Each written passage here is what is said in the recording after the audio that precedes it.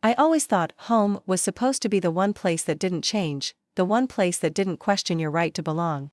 But that illusion ended for me on a Sunday night over chicken casserole and fake smiles. It was one of those long, loud dinners my mom insisted on having every month. She'd call it family bonding, but it always felt more like emotional inventory. Who's doing well? Who's not? Whose worth is bragging about to the neighbors? That evening, I was already exhausted from work. I'm an accountant, the kind who pays attention to numbers, details, and patterns. So, when I noticed a strange pause in my parents' tone, a glance between them I couldn't quite place, I knew something was coming. "Emma," my mom said, using her polite voice, the one that usually preceded bad news. "Your father and I have been talking. We think it's time for you to move out." I laughed before I could stop myself. Move out? Of my house? Dad cleared his throat, stabbing at his mashed potatoes like they'd personally offended him. "Technically, it's our house. Technically." That word hit me harder than I wanted to admit. Because technically, I'd been the one who kept the place from being foreclosed 5 years ago. Technically, I'd refinanced it under my name when my dad's business went under. Technically, the bank statements, mortgage payments, and property taxes all went through my account. So yes, technically, it was mine. I set my fork down, every nerve in my body humming. "Are you serious right now?" Mom didn't look at me. She just said, "You've done so much for us, sweetheart, but we think it's time you live your own life. We're considering selling the house." I blinked. "You're what?" Dad sighed. "You don't even stay here half the time, Emma. You've got your job, your own routine. You can get an apartment closer to the city. It's time for us to downsize." "Downsize?" I repeated, my voice breaking into a laugh that wasn't really a laugh. "You mean you want to cash out?" He looked away, which told me everything I needed to know. Mom finally met my eyes, hers were wet but determined. "You wouldn't even have to worry about it. We'd handle the sale. You'll get something." "Something?" I asked quietly. "Like what, a thank you card? A fruit basket?" No one answered. The silence sat heavy between us. The same walls that once held birthday balloons and Christmas lights now felt like a courtroom, me on trial for the crime of doing too much. 5 years earlier, my parents had been drowning in debt. Dad's construction business collapsed after a lawsuit, and Mom's teaching salary couldn't cover both the mortgage and their medical bills. I was 25 and had just started a stable job. I told myself I was helping because that's what daughters do. I signed the refinance papers. I took on the debt. I watched their relief pour out like tears, and for a while, I felt proud. But over the years, pride turned to pressure. My parents grew comfortable. The house payments came from my account, they stopped asking questions.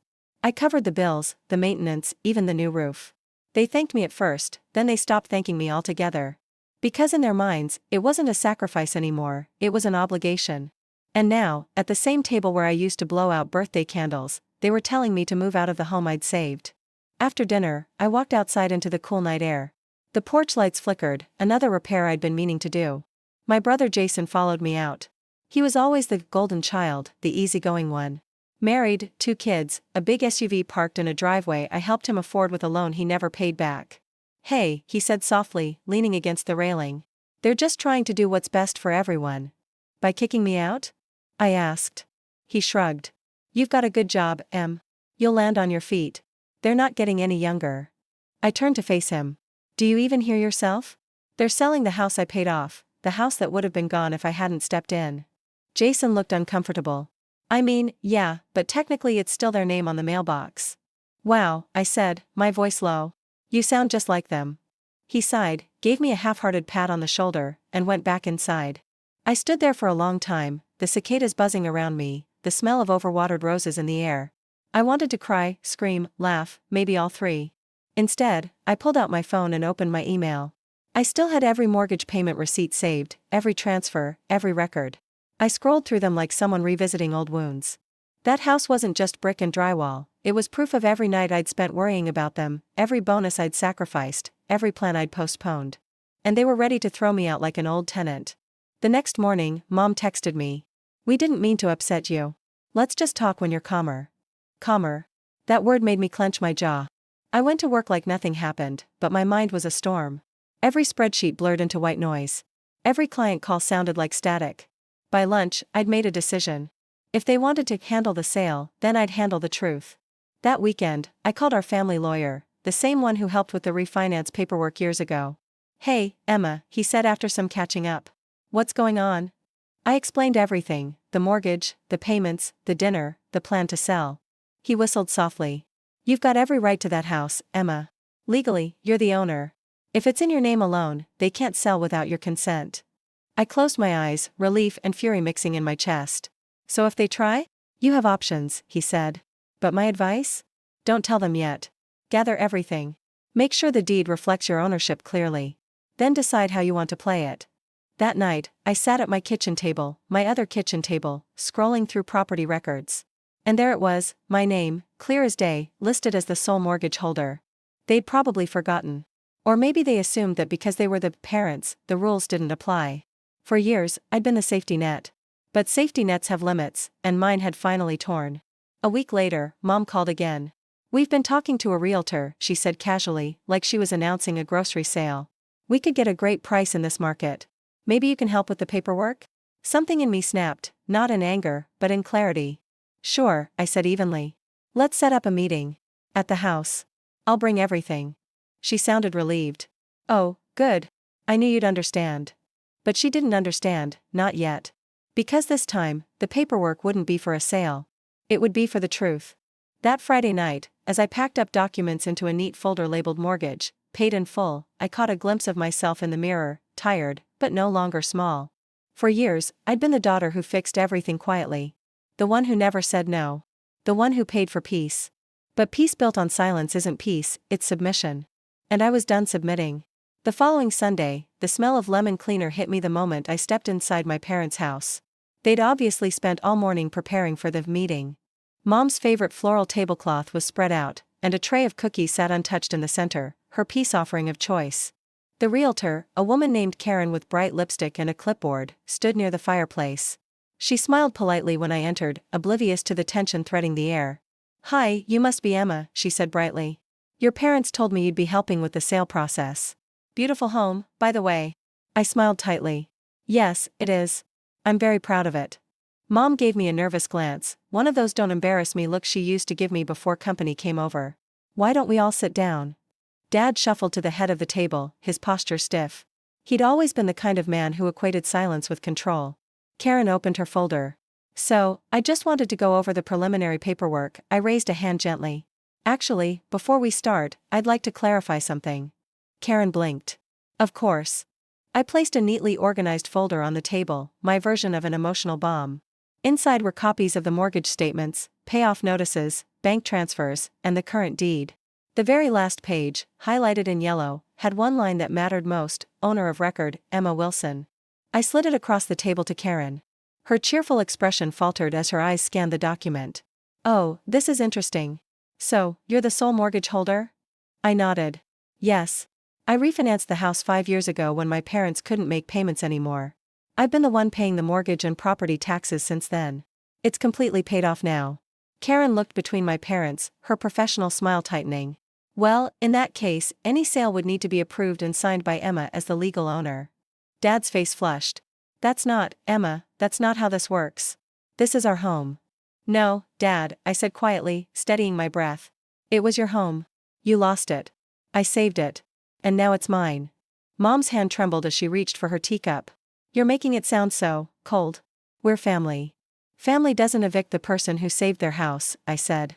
Karen, realizing she'd walked into a personal storm, closed her folder slowly. Maybe I should give you all a moment, please, I said, forcing a polite smile. That would be best.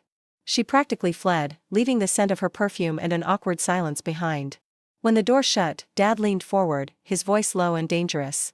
You think waving some papers in our faces makes you better than us? No, I said. It just makes me the person who owns the roof over your head. He slammed his hand against the table. You wouldn't even have this house if it weren't for us raising you. Feeding you. Giving you everything. I met his glare without flinching. And I paid that debt 100 times over.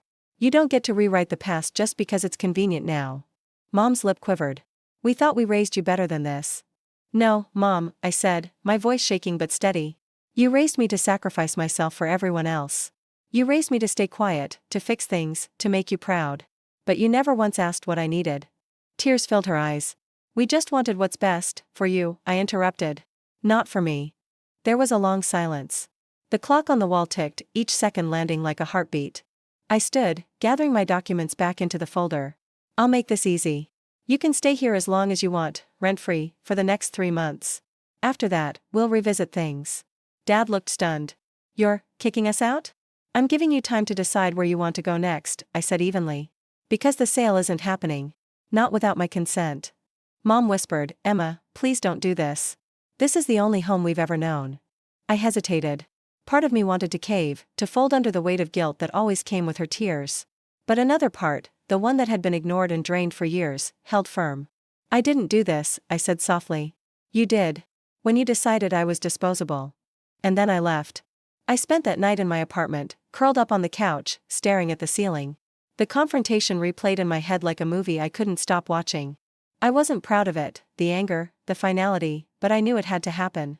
Because if I didn't draw a line now, there'd never be one. My phone buzzed with texts. Mom, we're sorry things got out of hand. Mom, we just thought you'd understand.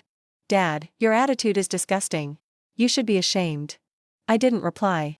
I muted the chat and exhaled a shaky breath. For the first time in years, the silence didn't feel empty. It felt free. The next few weeks were strange. My parents didn't contact me, but my brother Jason called. What did you do? He asked, his voice low, like he was afraid someone might overhear. What I had to, I said simply. He groaned. They're a mess. Mom's been crying, Dad's furious. They said you embarrassed them in front of that realtor.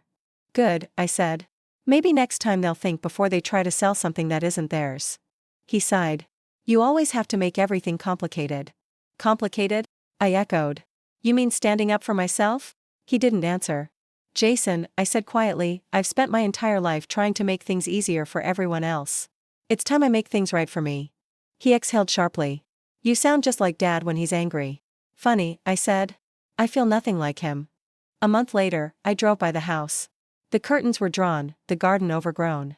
It didn't look like home anymore, it looked like a story that had ended.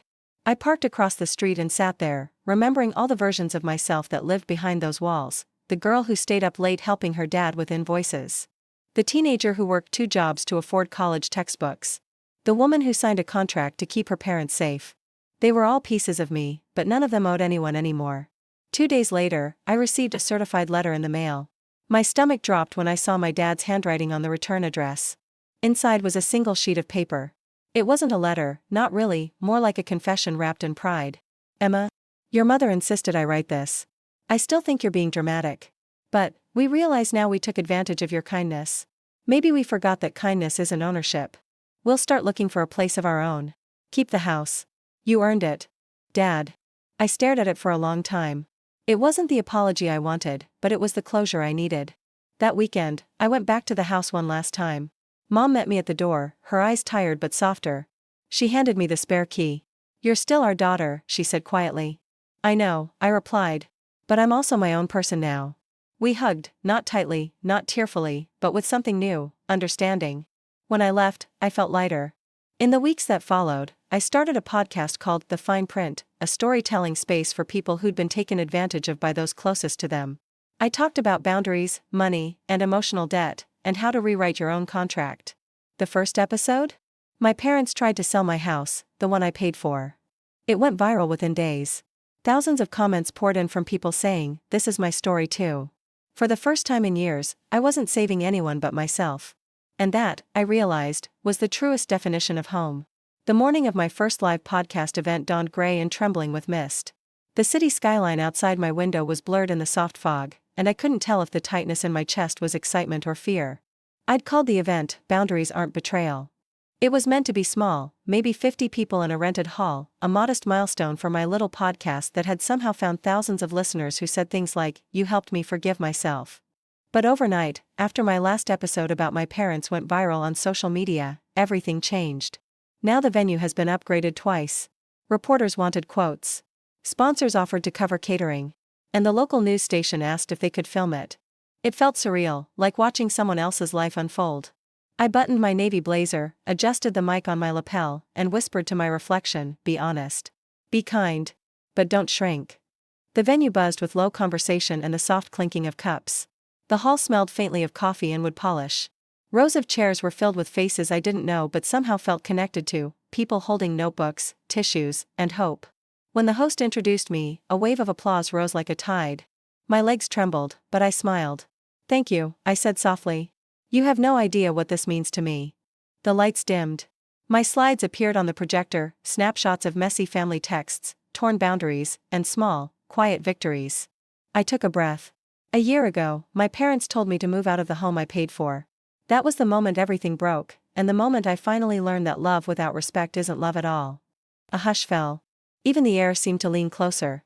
I talked for nearly an hour, about emotional labor, money and guilt, the kind of love that expects repayment, and the courage it takes to say no to people you once worshipped. When I reached the story of that fateful dinner, I felt my throat tighten. I could still see my father's clenched jaw, my mother's trembling cup of tea. "I used to think forgiveness was about making peace with them," I said, my voice catching. "But I've learned it's about making peace with yourself, with the version of you who kept trying even when no one noticed." Applause. Gentle, growing, like rain turning into a storm. Then, just as I took a sip of water and prepared for the Q&A, a flicker of movement near the back caught my eye. A couple stood by the doorway. My breath hitched. Mom. Dad. They looked smaller somehow, not physically, but in presence. Like the world had finally caught up with them. Mom's hair was shorter now, silver streaks showing. Dad wore his best jacket, the one he used to save for church. For a moment, everything inside me froze. Half of me wanted to run, the other half wanted to cry. But instead, I did the only thing that made sense. I said into the mic, quietly but clearly. "Everyone, it seems 2 people who were part of my story are here tonight." Every head turned. Mom looked mortified, but Dad straightened his shoulders and walked forward. The room parted like a wave. My heartbeat thundered in my ears. He stopped at the edge of the stage and cleared his throat. "Emma," he said, his voice rasping through the mic speakers, "we didn't come here to interrupt. We came to listen." And he reached into his jacket pocket and pulled out a folded sheet of paper. My breath caught again. He held it up. Even from the stage, I recognized it instantly, the photocopy of the contract I'd made years ago, the one where I'd refinanced their house. Only this time, in bold black marker across the front, were 2 words written in his unmistakable handwriting: void. Forever. The audience gasped softly. Mom was crying now, wiping her cheeks. She stepped forward and took the mic from him gently. "I know we can't undo what we did," she said. "But you were right, Emma. We took your kindness as our right. You saved us when we didn't deserve saving." She looked out at the crowd, her voice trembling. "And she's always been the best part of this family. We just didn't see it until we almost lost her." A murmur of emotion rippled through the room. I stood frozen on stage, my throat tight, eyes burning. When I finally found my voice, it came out barely above a whisper. "I don't know what to say." Dad gave a small smile, the kind that once appeared when I'd show him my report cards. "Then don't say anything," he said. "Just keep talking to them." He gestured toward the crowd. "They need what you're doing." And just like that, he and Mom took seats quietly in the back row. For a moment, I couldn't breathe. The lights felt too bright, the silence too loud. But then someone in the front row started clapping, slowly, deliberately. Then another joined. And another. Until the whole room was standing, clapping, cheering, not for drama, not for spectacle, but for healing. I pressed a hand to my heart, fighting back tears. "Thank you," I whispered into the mic, "for letting me be honest. For reminding me that boundaries aren't walls, they're doors we choose who to let through." The applause only grew louder. After the event, I found my parents waiting near the exit. Mom reached for my hand. "You were amazing," she said softly. Her grip was warm, trembling. "We're proud of you, you know. Not because you forgave us, but because you found your voice." Dad nodded. "I used to think silence was strength. Turns out, it's just fear wearing a suit." I smiled faintly. "You sound like one of my episodes." He chuckled, the first real laugh between us in years. "Guess I've been listening." We walked outside together. The evening air was cool and sharp, the city lights glimmering like scattered stars. For a while, no one spoke. Then Mom said quietly, "We're looking at a small apartment nearby. Something just for us. It's different, but it feels right." "That's good," I said sincerely. "You deserve your own space." "We all do." She smiled. "Maybe you can come visit. For dinner. No contracts this time." I laughed, a real, light laugh that felt strange and wonderful all at once. "Maybe I will." Over the next few weeks, the video of the event spread like wildfire. Clips of my dad holding up that "void forever" paper-flooded TikTok, with captions like, "The moment her father finally understood." This broke me, and healed me. My podcast downloads tripled overnight. But more than the numbers, it was the messages that hit hardest. "You gave me the courage to say no. I finally stopped apologizing for outgrowing my parents. This story saved me. I read everyone, crying, laughing, grateful. Because somewhere deep down, I knew the story was never just mine. It belonged to anyone who'd ever been made to feel guilty for growing stronger. One evening, a package arrived at my apartment. No return address. Inside was a small wooden box, my dad's old toolbox, sanded and polished. Taped to the lid was a note. "You built more than a house, Emma. You built yourself. Love, Dad." I ran my fingers over the engraved initials on the handle, feeling the weight of everything that had passed between us: anger, silence, forgiveness, all distilled into something simple and human. That night, I recorded a new episode. The mic hummed softly in the dim light of my desk lamp. "My parents came to my event," I began, my voice steady. "They didn't come to fix the past. They came to acknowledge it. And maybe that's what healing really is, not forgetting what broke us, but finally seeing it clearly, together." I paused, smiling faintly. Sometimes, the best closure isn't revenge. It's recognition. Months later, I stood outside the house, my house, one last time before putting it on the market. Not because I needed the money, but because I was finally ready to let it go. The yard looked beautiful again. Fresh paint, new flowers, and sunlight spilling across the porch like forgiveness. I left the key under the mat with a note for the new owners: "May this house never be a place of debt again, only beginnings." Then I walked away, lighter than I'd ever felt. Now, whenever people ask me what happened after that viral video, I tell them this: my parents and I aren't perfect. We still argue. We still misunderstand each other sometimes. But we're honest now. We don't weaponize love anymore. And that, I've learned, is the real miracle. Because forgiveness isn't about erasing the past. It's about reclaiming the part of you that survived it. And that's exactly what I did. Sometimes walking away isn't the end. It's how you finally begin. Broken Heart. This is HerFlare, where every story turns pain into power. Follow for more stories that heal, empower, and inspire. The end.